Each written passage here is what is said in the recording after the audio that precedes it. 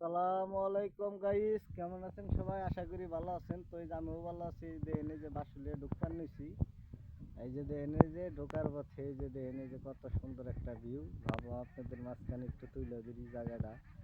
অনেক সুন্দর একটা জায়গা, ঠিক আছে?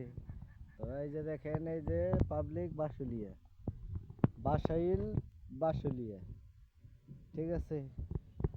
এই যে একদম খালি, কোনো লোকজন নাই, কিচ্ছু নাই, নিরিবিলি পরিবেশ। মাঝে মাঝে ওই যে দেখেন একটা দুইটা করে সেলু দেখা যাচ্ছে।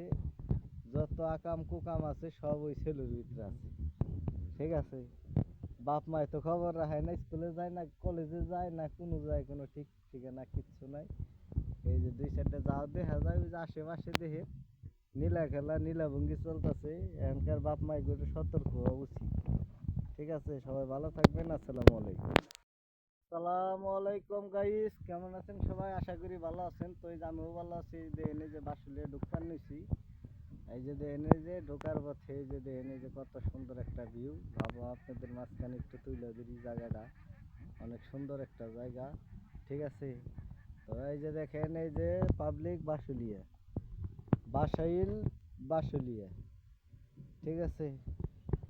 এই যে একদম খালি, কোনো লোকজন নাই, কিচ্ছু নাই, নিরিবিলি পরিবেশ।